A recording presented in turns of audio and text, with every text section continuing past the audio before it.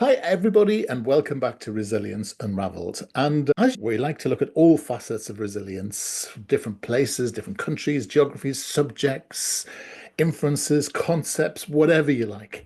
And today is going to be something really different. And I'm really looking forward to it because we're talking to Gabriela Rosa, who's in front of me now from the other side of the world with a very distinctive accent. And yeah, it's going to be, I think, really interesting. First of all, hello, Gabriela. How are you?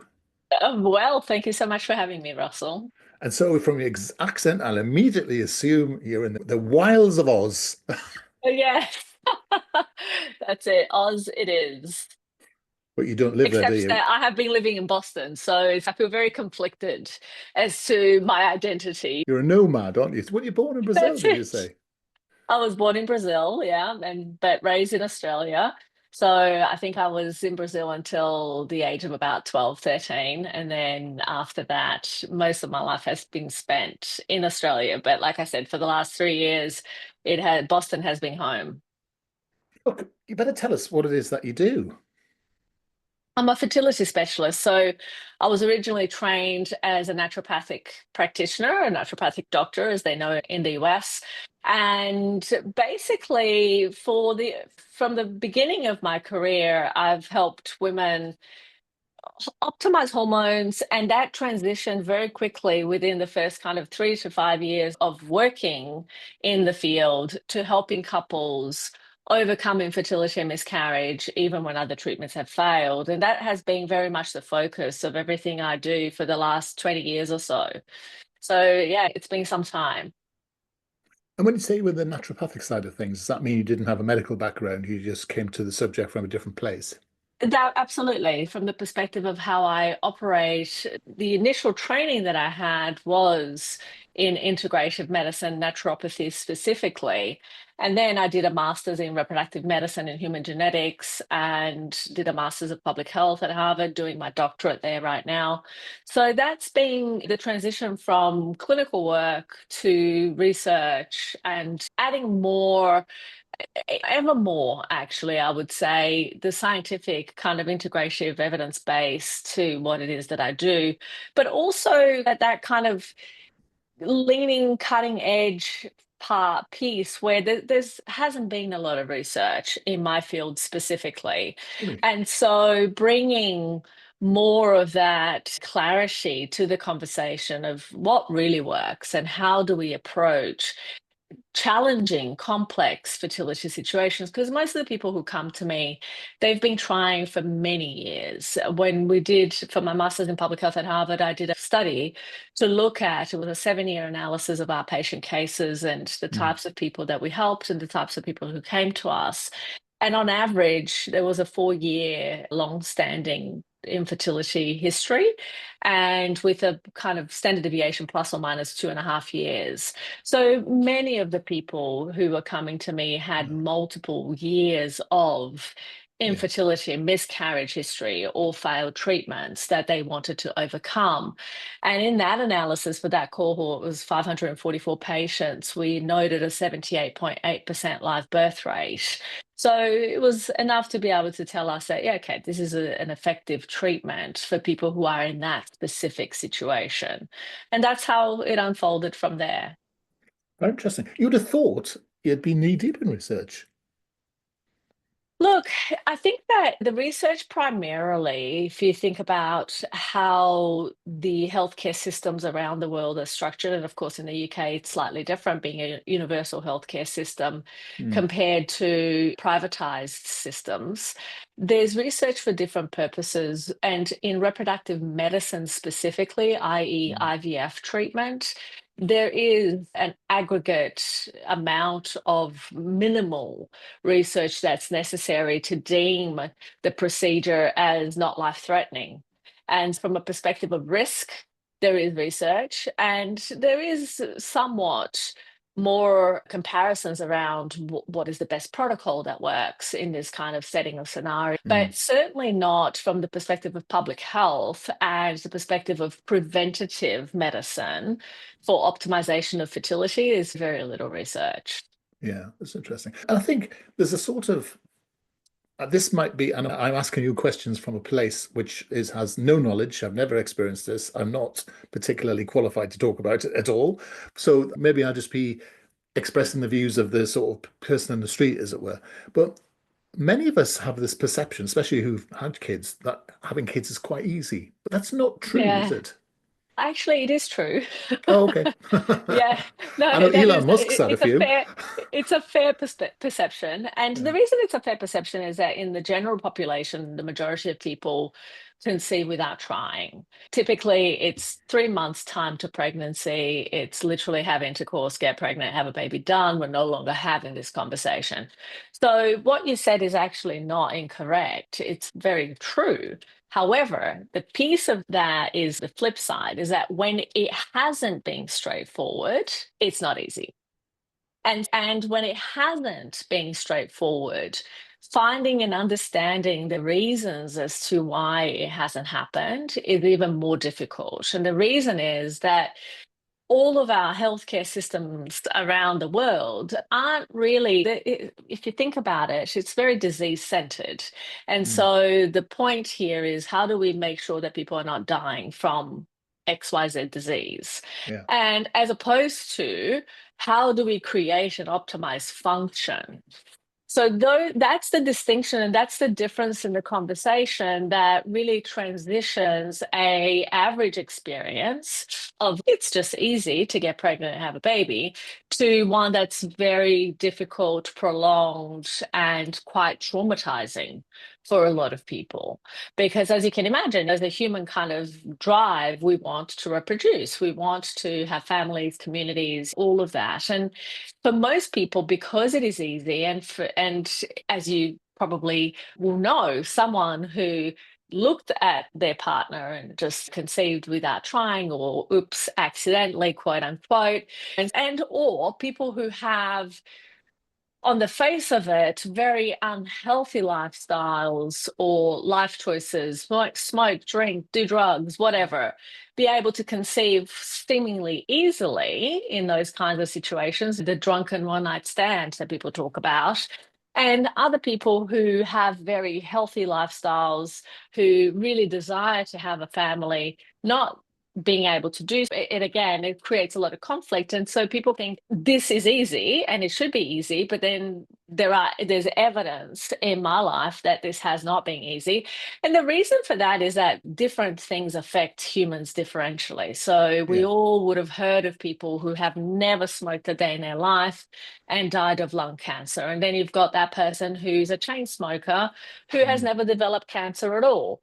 And so that epigenetic impact of how a substance, situation, event affects one person versus another is essentially what changes the way in which people experience even this area of their life. And that's why sometimes people I call it the heroin addict syndrome, like the person who points to the people out there who may be doing all of the wrong things and say, oh, maybe that's what I had a patient once who literally said that to me. I was like, I was so shocked because it was early on in my career. She goes, maybe I should just shoot up heroin. Maybe then I'd have a baby. And I was like, I don't. don't really think that's a good idea. But I asked her, I said, what makes you say that? And she goes, exactly what I just said, because for those people it's easy, and it's actually not that it's easy, is that their systems are affected in a different way. And Yeah. so the person who smokes and doesn't develop lung cancer, they may have cardiovascular disease as a primary concern or liver dysfunction or whatever it is. And so basically it just depends on how a person what the susceptibilities of an individual will be as Okay. to whether an impact and exposure will affect their reproductive system or another one. Okay, so you've given me a lot to go at there. Let me just write the note. So the first thing is, I'll come back to that in a minute. And I'm guessing what's interesting is that the perception of having babies being easy is quite an important thing 200,000 years ago when lots of people used to die and children used to die during childbirth, didn't they? Because and early ages, it wasn't necessarily easy in those days. And I guess the process was pretty straightforward for that. reason. And also as mammals, we have our babies quite early, don't we? Because we've all got massive heads and otherwise it'd be quite a challenge. I can imagine that. But is there a correlation now, though, in the way that this works between age groups? Because actually, isn't there so lots of data saying that lots of couples now are having children later on? They're having careers first, whereas the sort of old stereotypical thing is that people having pregnancies, forget the legal side of this, from 14 onwards, at the point past puberty. So is there something about difficulty and age and such? Yeah, there's definitely an aspect of fertility for women is finite. It's not something like for men, men are producing sperm from the day dot until they We die. can. Whereas for women, exactly. Whereas for women, it's not the same. We're born with, this is again the conversation of 2025, because in 20 years from now, who knows what's going to be the case with all the stem cell research and everything else that's Yeah. being looked into. But at this point, women are born with all the eggs we'll ever have. And so basically, what that essentially means is that because the eggs, it's almost a self perpetuating kind of prophecy, is that the egg maturation creates a cycle of hormonal changes, and it's a biofeedback loop and all of those things that perpetuates the cycle itself until there are no more eggs. And typically, women reach menopause, which is the cessation of all of the eggs that will be there to be released, by about age 50. That's an average for Yeah. most women. And perimenopause, which is the years around menopause, up 5 to 10 years before the cessation of periods. We know that a woman at 40 to 45, or even earlier, depending on when she will go into menopause, because the average is 50, but some women go into menopause at 40, 45. So 5 to 10 years before is where those hormonal imbalances will begin to occur and difficulty conceive. Like, it's not so much about difficulty to conceive, is that sometimes what ends up happening is that the balance of hormones becomes disordered in ways that make the cycle unpredictable, or make egg maturation more difficult, or even the quality of the egg that's being matured and ovulated be less than what it needs to be in order for something like a conception and a baby to take place. Not to say that you can't improve egg quality, you can improve egg quality. You can't improve or increase ovarian reserve.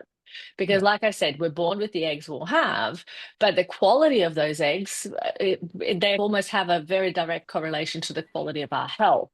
And so, if you can improve the quality of your health and your cells and your biochemistry, which we know we can with good lifestyle habits and optimal treatments and so on, you can improve the quality of the egg. It does not mean, however, that by the time a woman reaches 40, 45, or close to 50, that's going to be enough to affect conception and deliver a healthy baby. Mm. And so this is where it then becomes, and of course, the other factor here is that male fertility and male Yeah. sperm, even though there is that continuation of development of the cell itself, it will also decline in quality over time. And that's where for men over 40, sperm quality becomes worsened. And if you have a couple where both partners are over 40, just because of quality of cells or lack thereof, you end Yeah. up with a more difficult time to pregnancy than you would if you would say if you were in your 20s, right? And that's for both partners. So an older woman with a younger man is going to be able to deliver a healthier baby, or healthy baby, easier than an older woman with an older man, or a man of her same age. Yeah. Okay. And of course, the reverse is absolutely going to be true, is that an older man with a younger woman is going to be able to affect conception in a much more readily available way than in any other kind of circumstance. Yes, age, I don't like to say age so much. It's a proxy. Age is a proxy Mm. for quality of cells. That really is what it ends up being. And so when it comes to fertility, that will certainly matter. But it's also not untrue to say that you can be older and take excellent care of your health and be in a better biochemical cellular state than somebody who is younger and doesn't. So, Yes. there are some of those important considerations as well. However, in this day and age, with all of the lifestyle exposures that we all have, and then by lifestyle, it can just also be environmental. Think about drinking water from a tap as opposed to filtered water.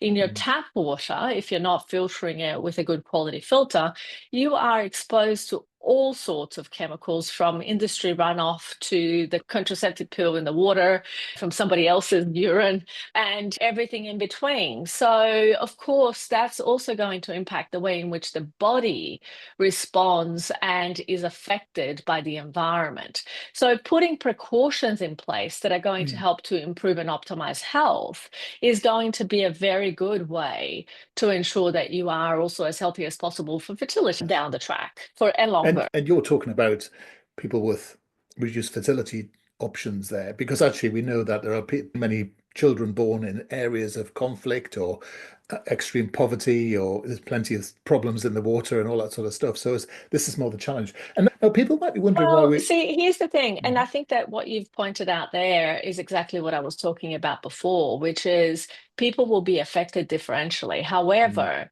when you have a situation where it has not been straightforward, you Right. can't pick and choose what you intervene on. You have to intervene on everything.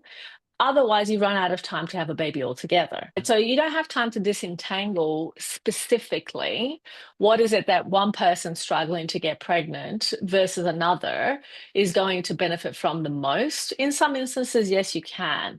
But what happens is if you are struggling, the bottom line is do everything you possibly can to optimize every aspect. Because Yeah. yes, you're right. And I say this all the time, especially when people come to me and say, does stress really affect fertility? Yes, but. And the thing is, there are people in war zones that get pregnant and have babies. So it can't be the only thing. However, when you are struggling to get pregnant, and this is the really big distinction that I think is Yeah. so important for people to understand, because otherwise they end up saying things like, oh, don't worry about it, just adopt. And it's okay, first of all, you don't understand what adoption actually means. Because if you think it's that easy, that's a problem in itself. And just be quiet, because the other person on the receiving end of this will not appreciate it. Yeah. Because this is the thing. Do you really think that somebody who has been trying for 5 years hasn't thought about adoption? Like, Mm. it's disrespectful at best to just sling out some recommendation to people that, have not asked for it. If Mm. they'd come to you and said, I'm thinking that I'm not getting pregnant and I'm having difficulty. What are some of the options that you think I could be implementing? Then, by all means, open your mouth and say whatever it is that you want. Otherwise, just be quiet. Mm. Because most people who are going through a situation like this, which is highly traumatizing and highly stigmatizing in so many ways, don't need just relax, you get pregnant. If it Yeah. was that simple, they would They have would have done already. it. Mm. So talk to me about the trauma. Trauma. You mentioned It's trauma, so that was my. Yeah, Now we're at it. Here we go. We're in yes, our subject absolutely. area. It's interesting because that's actually the topic of my doctoral project. I decided that there are so many different ways in which people are affected, but infertility related trauma and grief is really real. And just the point of going through all of those challenges. And the thing about infertility is that it happens every month, whether you like it or not. You are faced with a bloody pad Yeah. or some negative pregnancy test that you just like, and you can't stop it. You can't help it. You can't just go, I don't want to see this. I don't want to be exposed to this traumatic experience. It's like it happens, Yeah. right? And so finding ways to create new meaning around that narrative conversation, I think is a really important thing. And the reason that I say that too is because I see it so frequently in my clinic Mm. where there's been research studies that show that women who are infertile, 20% of women, in fact, it was a study that was published some years back but looked at this particular cohort of women with struggling with infertility, and demonstrated that 20% had self-reported that they would rather be paralyzed, i.e. be a paraplegic or a quadriplegic, than have infertility. So you can see from that kind of situation how highly taxing going through the experience of infertility really is, and especially when you don't know if it will ever end.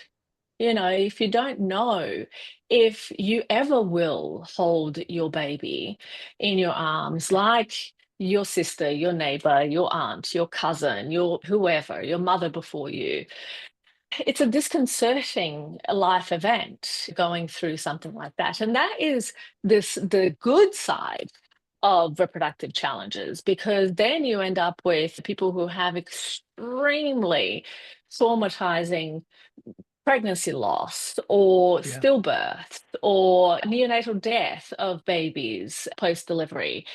And all of those things can really take a massive kind of, what I don't even know the best way to describe it, but a very big kind of hit on a person who isn't necessarily expecting that. Because, like you said, the expectation is, as you're growing up, that especially for girls, think about girls growing up, we're told you have to be careful. If you have sex, you're going to get pregnant. You have to be on the pill from a certain age just to prevent blah, blah, blah. So women grow up with this sense of, okay, of course I'm going to have children. Of course I need to, if I don't want to have children, protect myself from that event. And then all Mhm. of a sudden, when you decide that, okay, this is something that I really want, and it doesn't happen, and it doesn't happen for years, yeah, it becomes you need a lot of resilience, and you develop a lot of resilience from going through those situations in ways that are unexpected. So infertility is one of those, I guess, situations where most people don't quite expect how difficult it's going to be until they are in it or on the other side of it. Well, A it must put lot a of massive, learning and growing comes from it, but yeah. it takes time. I was going to say it must put a massive strain on people's relationships because I Oh, assume, and I might be making the assumption here that women are highly driven if they want to have children. They're highly driven to have them, and there must be a financial thing because I imagine it's hugely expensive, especially over where you are, and it's bad enough over here when I think it's still private. But there must come a point where there's a sort of pragmatism comes in on one side of the equation of the gender binary, and the other one is still desperate to have a child. And I suppose I don't know, you do see, and again, I haven't got the right language for this, but you do see sometimes that it almost becomes all consuming, this yeah. drive. It's the only thing Yeah. that matters, almost an addictive type thing. I don't know if it's the right Yeah, language, but yeah, but look, I do, and as much as the language is quite accurate in many ways, and the reason is that yes, women typically, it's not always just the woman who is very highly driven. Men also feel like they want to. It's a part of legacy for a lot of humans, right? And so basically, it becomes something that typically, when a man wants to have a child, it's going to be equally driving for both people, right? yeah, Sometimes, however, men are better able to disconnect from that drive and desire, and just it doesn't. I think that the difference here, and not everyone will agree with this, but women are much more likely to self define by having a child. yes, Often women talk about not being part of the mummies club or being excluded from certain societal structures yeah, because of having or not having children. yeah, And so what happens is that women are much more, and also because we birth children and we have to kind of like we're raising them much more hands-on typically than most men, it becomes a situation where women much more likely self-identify as mothers and or have the desire to, whereas men much more likely self-identify as men than fathers necessarily. Although there is absolutely that same similar drive from a human perspective, an evolutionary perspective of procreating. But I think the meaning of the activity and the label and the societal structure and definition can be very different depending on the different sex. So that's, I think, where the difficulty comes. But I also feel like in some instances where a woman really wants to have children and a man really doesn't, Mm.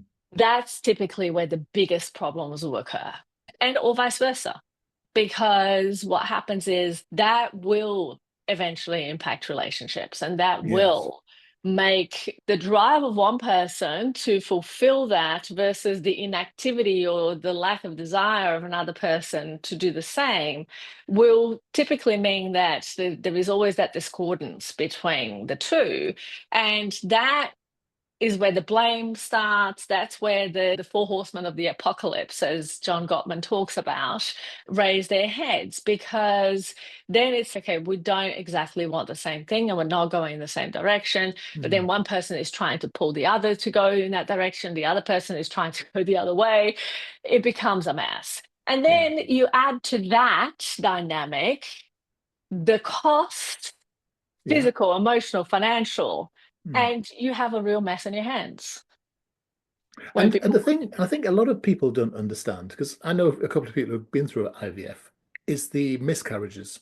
And I think irrespective of IVF, women do have miscarriages and it can be extremely traumatic. Some women never get over a miscarriage depending on what stage it happens at and whatever.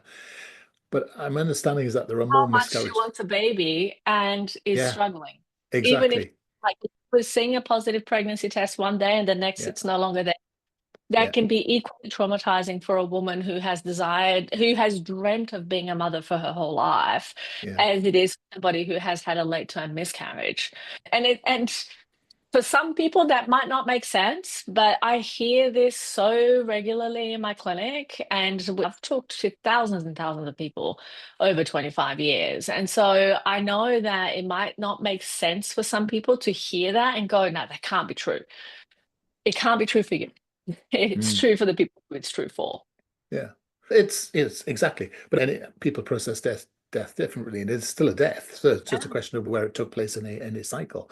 I guess one of the things I'm thinking about when you're chatting there, in terms of when we think about resilience, we often talk about being able to endure, because that actually one sees, yeah, one has a sense of purpose, because this you understand why you are suffering, because that the potential outcome is so great. And I suppose that is part of what's going on here, isn't it? If you're in that process, there is always this idea. It's not a secret what having a child looks like or feels like, or Yeah. all those Yeah. things. So it's almost the incentive is there to continually keep going. It must be very hard then for someone to disengage with the process, or medically to learn that you can't do that, or not even medically, Yeah. whatever it Yeah. might be.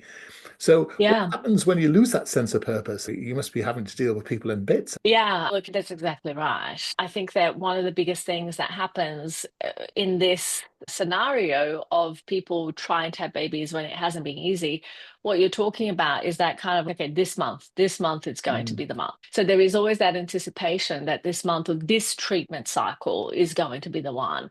And that the cost fallacy Mm. of the fact that you just keep going just because you've already put so much into it is something that happens very frequently in reproductive medicine and fertility, because people are like, okay, no, this cycle is going to work. This is the cycle that we're going to be successful.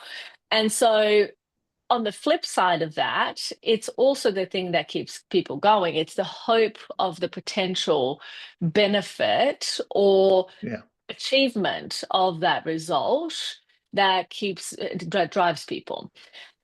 What happens is that when people have had enough loss, enough challenge, that they Right. feel like, okay, I have, and that is very personal.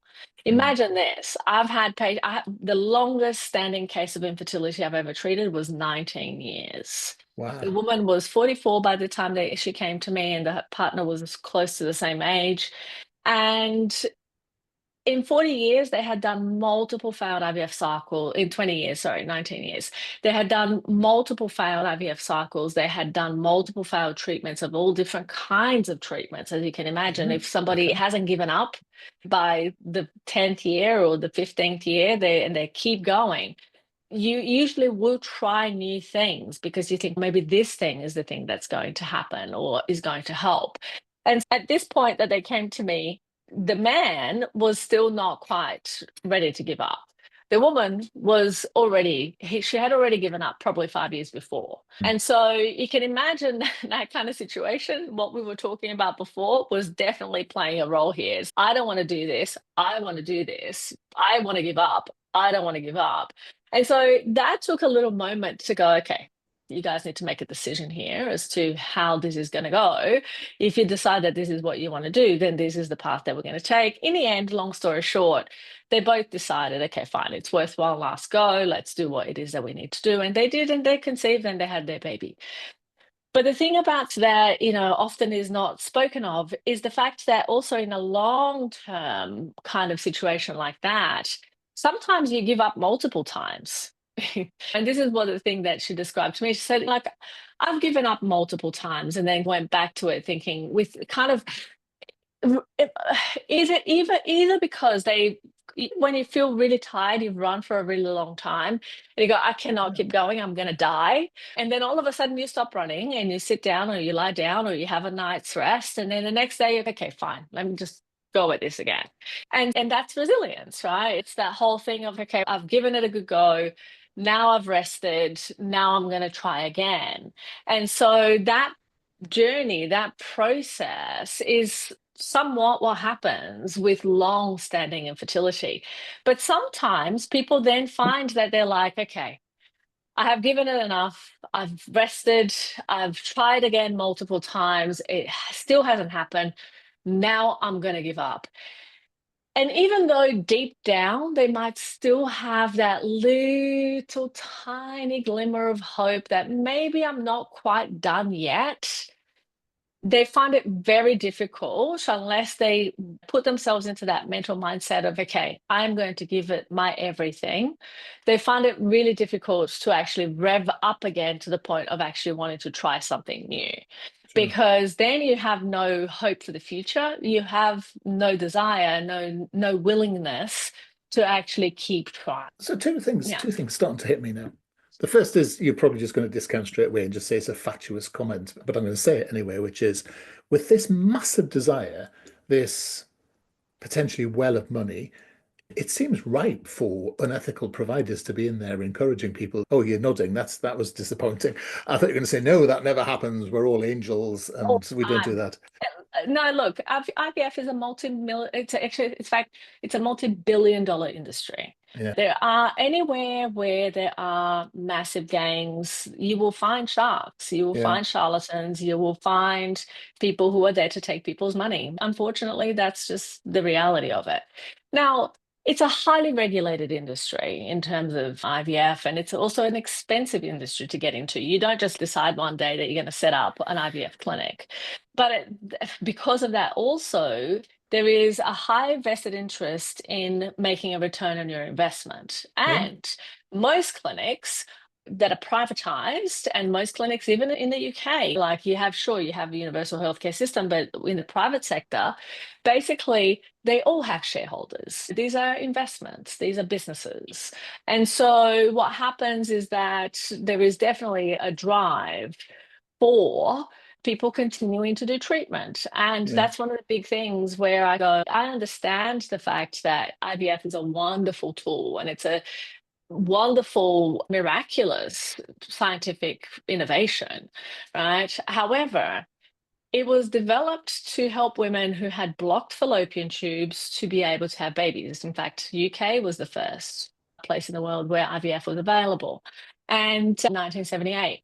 So the thing about it, since then, it has been used for every single possible thing you can think of, even when the indication is not great, like low ovarian reserve, has a very poor prognosis for IVF. It's still recommended because you might as well, and there's money to be made. yeah, Now, it's not, and this is the interesting thing. In the UK, you can see this very clearly because it is a universal healthcare system. If you go through the NHS, if you have low ovarian reserve at a certain cutoff point, they will not that's right. allow Free you to rent. have an Mm, IVF cycle. Yeah. right, on the system. They will not allow it. Why? Because they know that it's very unlikely to work and you're literally taking resources away from somebody else who Yeah. could actually have a better outcome.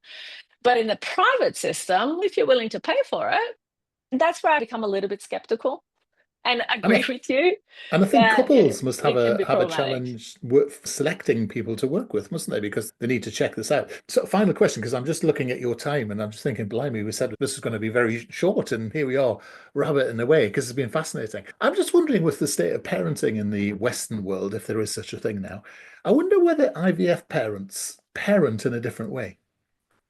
I think parents who have experienced infertility parent in a different way.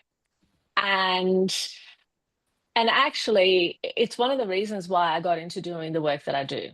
Because, in my opinion, based on my empirical evidence of observation over 24 years, 25 years, I see that people who have struggled to conceive typically are much more aware of many things that, from a holistic perspective, physically, emotionally, spiritually, Mm, of reasons as to one, why they're doing this. Because if you can imagine, if it hasn't been easy, it's a deliberate choice to mm, overcome that challenge. And so then you have to put meaning behind that, because if you don't keep going, it's that the whole conversation that we've been having up until now. And usually what that does is it helps people to clarify, why do I want a child more than what is it that I'm doing to get yeah. one? And I think that just in that process itself of having to ask myself, what is the meaning of having a child? What's the meaning of parenthood? What is the meaning of becoming a mother or a father? What do I hope for this human being that I want to create? What are my wishes and desires and dreams? And how do I want to help this child fulfill them? These are questions that people don't deliberately ask themselves for no reason, typically. Mm, The idea of having a child when people are in their late teens and early 20s is a very much a societally driven thing to do. You know that, oh yeah, you grow up, you find a boyfriend, you get married, you have children. Like, most people will follow that line of kind of lifeline and line of thinking. But when that hasn't happened easily, that breaks the kind of, I don't know, trance of the societal trance of, this is how I need to do this, or this is how this should be done. And so then it actually adds questioning to the process. And some people choose, because it hasn't been easy, that, well, actually, do I really want that? Do I really want to put in the time, the effort, the energy, the money, the sleepless nights? And some people decide based on that, actually, no, I don't want that. But the people who decide, actually, yes, I know the costs, I know the challenges, I mm, know what it takes, and I still want this, usually they have a higher purpose, a higher reason for wanting to do something like that, which is to invest the entire kind of parts of themselves into the process yeah. of receiving the outcome. And of course, it's not always, I'm not saying this is a generalizable thing for across every person who has ever struggled to have Of babies, course. but I see this very frequently in my clinic for the patients I treat. It is interesting because I had this perception that an IVF child would be parented to within an inch of their lives. Avoidance of all risk. You're too precious. You can't do this. Do you realize how long it took us to have you? You can almost see a situation where over-controlling parents could produce a Look, that non-resilient, can happen. happily Yeah, neurotic child. that can happen. What I also find is that that questioning of meaning usually yields results and outcomes that are not exactly anticipated easily. And so it just really does depend on the person and what, I guess, the person has gone through it. And I think that also the other aspect here is that, and this is going to be very unpopular, but very true. Most people going through infertility, when they're going through infertility, they think that the baby is going to solve all their problems. Yeah, They're yeah, going, makes they sense. think that if only I can have this baby, everything is going to be perfect and beautiful. And then they have said baby. And the child doesn't sleep for more than 20 minutes to an hour and 20 minutes all the way through the day and night. They've just gone through a very traumatic birth, ripped the entire perineum, have had to recover from that, or had gone through a cesarean section and have had heavy bleeding and almost died in childbirth, or have then go through very difficult, traumatizing breastfeeding experiences with bleeding nipples day and night. Lots of things happen after you have a baby that aren't exactly glamorous or wonderful. And postnatal depression is real for every woman, not just Mm. women who have difficulty or easy conceptions or births and vice versa. And so what happens is that also throws another spanner in the works, which is most women feel very guilty about the fact that they're hating motherhood Mm. and their mothering experience because they've gone through so much challenge. Right, because they've gone through so much to actually have that baby, they don't feel like they can express their displeasure of certain aspects of the journey in the same way that women who conceive easily could, for example. Mm. Right, so there's a lot, there's so much there You that know, it's funny enough, when I first started this, I thought, "Oh, there's gonna be nothing in this subject. There's tons. What a fantastic, huge subject. Look, we haven't even touched on the LGBTQ plus community yet, which must have its own sort of stuff as well to go with that. So let's yes. leave that for another episode, hopefully, because I think that would be fascinating. Because there you go. But look, if people want to find out more about you, where will they find you? They can Google me, it's Gabriela Rosa, Gabriela Rosa, or they can go to my website, which is fertilitybreakthrough.com. And if they can't Google that or write that, Google will help you. So just pop in there some kind of permutation of that, and you will be able to find me somewhere, somehow. It's been fantastic. Thank you, Gabriela. It's been a joy to meet you. And hopefully, stage two we'll do it another time. The next Absolutely. version, the Sounds unusual great. stuff. Thanks Thank you so for much for having your, me. yeah, thanks so much for your time. You take care.